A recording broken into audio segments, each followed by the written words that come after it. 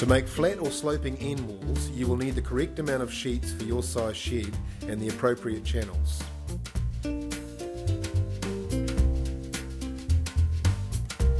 Making sure the ends of the sheets are flush, fix the sheets together with two fixings through the overlapping ribs.